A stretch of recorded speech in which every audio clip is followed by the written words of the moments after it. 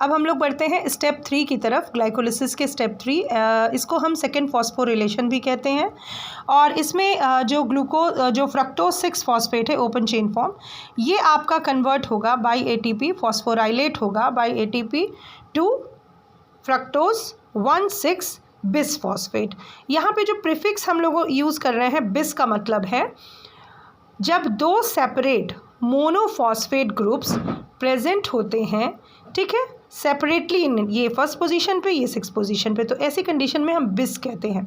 लेकिन जब हम डाई वर्ड यूज़ करते हैं तो उसमें हम 2 फॉस्फेट ग्रुप्स होंगे आपके, बट वो एनहाइड्राइड बॉन्ड के साथ जुड़े होंगे, जैसा कि हम लोग एटीपी में देखते हैं।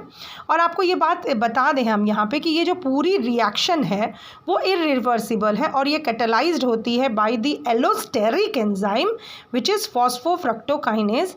अगले लेक्चर में हम आपको एलोस्टेरिज्म पूरा पढ़ा देंगे, एलोस्टेरिक एंजाइम्स क्या होते हैं।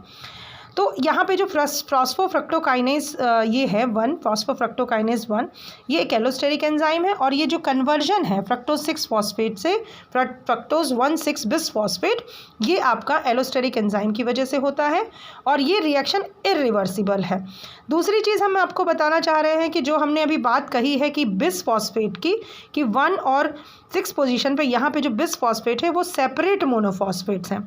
लेकिन अगर हम बात करते हैं डाई की, तो डाई की कंडीशन में जैसे ये स्ट्रक्चर है एटीपी का, यहाँ पे एटीपी का स्ट्रक्चर है जिसमें ये एडेनिन नाइट्रोजनस बेस है, ये राइबोस शुगर है और ये आपका फॉस्फोरिल ग्रुप है जो कि फॉस्फेट बॉन्ड से जुड़ा हुआ है। और ये जो बॉन्ड है इसको फॉस्फो एनहाइड्राइड बॉन्ड भी कहते हैं।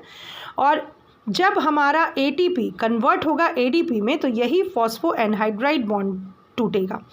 जो हमारा शुगर फॉस्फेट से जुड़ा है वो फॉस्फो ईस्टर बॉन्ड से जुड़ा है, लेकिन फॉस्फेट्स जो जुड़े हैं वो फॉस्फो एनहाइड्राइड बॉन्ड है से जुड़ा हुआ है और यही टूटेगा तो एटीपी जो है कन्वर्ट होगा एडीपी में। जैसे क्वेश्चन पूछा भी जाता है कि what type of bond is being cleaved, what type of bond is being cleaved during the conversion of ATP to ADP।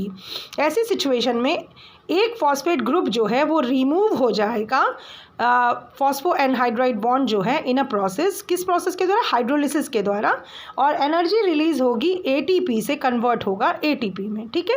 तो अब ये बात ध्यान रखिएगा कि जब भी क्वेश्चन आता है कि एटीपी और एडीपी कन्वर्जन जो होता है वो किस बॉन्ड के टूटने से होता है, तो याद रखिए फॉस्फो एनहाइड्राइड, या अगर एनहाइड्राइड ऑप्शन में होगा तो आप इसे एनहाइड्राइड बॉन्ड कहेंगे। एनहाइड्राइड बॉन्ड के टूटने से, फॉस्फो एनहाइड्राइड बॉन्ड के टूटने से एटीपी जो है वो एडीपी में कन्वर्ट होगा। तो इस तरीके से स्टेप 3 हमारा क्लियर होता है कि स्टेप 3 इज़ अ प्रोसेस जो कि एक इरिवर्सिबल प्रोसेस है।